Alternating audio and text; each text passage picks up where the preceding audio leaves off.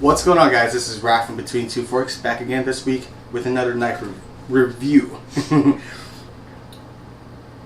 The knife that we're going to review today is called Virginia Boy's Kitchen. If you guys have not heard of Virginia Boy's Kitchen before, I'll link everything down below so you guys can check them out. What Virginia Boy's Kitchen do mostly is walnut cutting boards and serving trays of that sort, and they just so happen to have a beautiful chef knife on the in the line of products, and I saw it on social media and I reached out to Virginia Boy's Kitchen, and they were generous enough to send it over for me to review. So Virginia Boy's Kitchen, thank you guys so much for sending the cutting board and the chef knife over for me to review. And before I get started, if you guys like what you see, hit that like button, hit that subscribe button. It'll mean the world to me. We're trying something a little new here with the lights. If that looks better to you guys, definitely comment down below and let me know that it looks, and give me a thumbs up. Anyhow, let's pop this baby open. Let's crack it open, and I'm gonna show you guys what this knife looks like. We'll talk a little bit about it.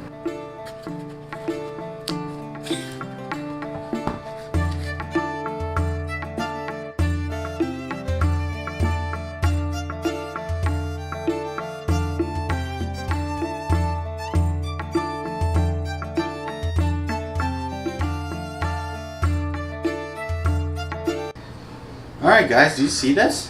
What a beautiful knife. You know, the first thing that I noticed about this knife is, can you guys see just a slight curve on the very top? Can you guys see that? I love knives with that curve because it's just, it feels a lot more natural in the hands instead of the really straight handle that just comes straight out. So this nice curve in the top makes for less fatigue on the wrist when you're cutting, and it just feels a lot more comfortable in the hand. Fit of the knife is very pretty. These walnut handles are gorgeous. As you can see here, they are fitted with two giant brass pins right here. I'll get different angles of it so you guys can see. Completely full tang knife. The dimension of the knife is 8 inches right here from here. What do they call this? The heel of the knife right here. All the way to the tip is 8 inches long.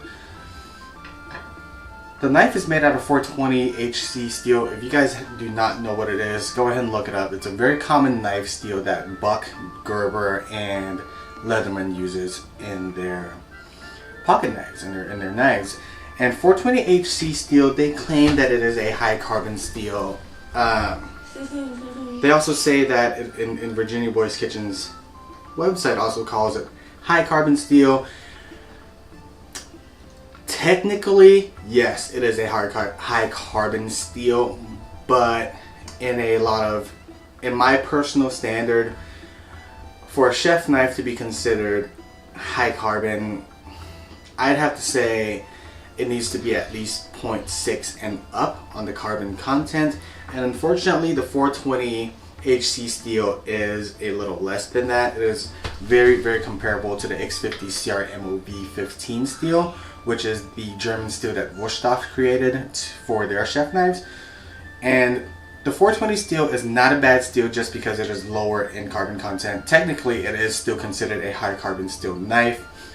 It is highly corrosion resistant. 420 HC is very corrosion resistant. It's a tough steel. It is, just because it's a common steel doesn't mean it's bad, right? Because it's been just a well proven steel, you know, used by Buck, Gerber, and, you know, Leatherman, guys that, you know, beat up their tools. So it is a very durable steel for daily use. Because of the lower carbon content, it is a much easier knife to sharpen. The Virginia Boy's Kitchen knife is hardened to 58 Rockwell, if I remember correctly. Let me see, I have some notes here. Yes, so it is at 58 Rockwell, and the carbon content for the 420 HC knife, for the 420 HC steel, in case you're wondering, is about 0.45%, which is very comparable to the X50 CRMOV15 steel, or the Wusthofs steel that we're just going to refer to as now. This knife is made completely this knife is made entirely in the United States. Outside of, you know, this knife. So the 420HC steel, like I said, is very easy to sharpen. It's a very durable steel, corrosion resistant. So it's a great all-around kitchen knife. And I like the fact that, you know, Virginia Boy's Kitchen didn't come out and say, oh, you know, this is the world's best chef knife that you see on all of your social media ads constantly nowadays, right? You always see someone or the next person making a knife claiming that it is the world's best chef knife. And I respect that. They just say this is a 420HC high carbon steel knife, which they are not lying on their website when they call it a high carbon steel knife, because technically, by definition, 0.45% is high carbon, okay? And what I like about this is about $60. This knife is about $60, and it is a gorgeous, gorgeous knife. It is a very pretty knife. If you're not a big fan of the black plastic handles or just the composite handles, and you like a more rustic look, this walnut handle is hand polished, and it is gorgeous. Finished off with two large brass pins, mixed for a very classy look. And I like this a lot. And the grind of the knife, in case you're wondering, it looks like it is a pretty much full flat grind on the knife. The only beef I have with this knife, I guess I can't say beef really, is the taper of the spine right here. How it tapers down is very, how do I say it without sounding like an asshole? It's not super gradual. Like, it just kind of, it's pretty, it's all about around the same size until the very tip of the knife, where it dramatically just kind of drops off. The grind of the knife is very pretty though. It's definitely a full flat grind. So that's the only thing I have to say is that the top of the knife, I wish for a knife that has a more gradual taper on the top of the knife, which gives it a little bit more performance. And and the spine of the knife is actually very nice, very comfortable. It's rounded. It's not overly sharp, so when you cut for a long time, you don't develop, you know, gnarly blisters on your hand, anything like that. And let's check for the balance point of the knife, which is pretty nice. It's right there for the balance point, which is a really good balance point because that's exactly where you'll be holding the knife. So the balance of the knife, great balance point. So to circle back on the steel of the knife, so 420HC steel with proper heat treatment, usually the most common Rockwell rating for 420HC steel is about 56, and with proper heat treatment you can actually bring it up a little bit more to, like, let's say 58 Rockwell, which means this is a well heat treated knife. So as you guys know, I've said before, heat treatment is what makes or breaks a knife.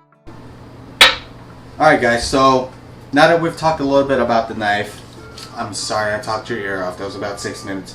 Now let's test the sharpness of this knife. Of course, you have the slice and push test of magazine paper.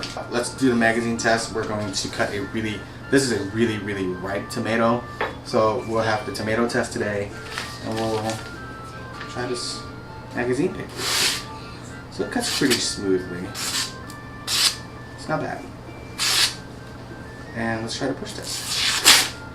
Oh, that might be more user error than anything else.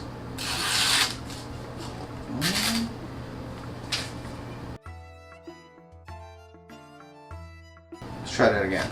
That's why you have multiple pieces of magazine paper. There we go. So push test and slice test.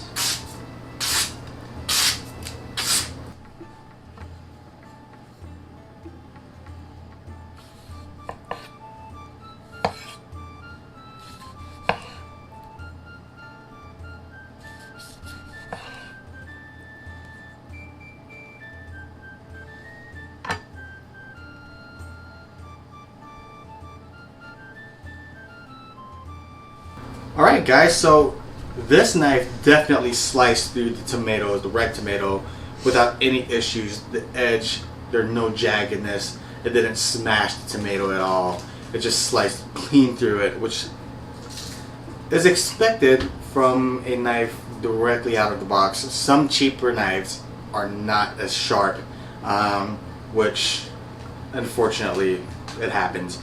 But this knife is extremely sharp out of the box. The 420HC steel, I expect the edge retention property to be pretty similar to the Wusthofs steel, where it will require a little bit more daily maintenance. So, you know, straightening the edge with a knife steel and stropping it, you know, on a leather strop just to keep the edge in tip-top shape, which you'll want to do with all your other knives anyway. When, you know, a lot of people recommend, you know, just running your knife on a knife steel or stropping it before each use or after each use. I think it's probably a little bit of an overkill, because in my personal experience, the knife steel tends to kind of, as much as it's not supposed to, it takes away a little bit of steel sometimes.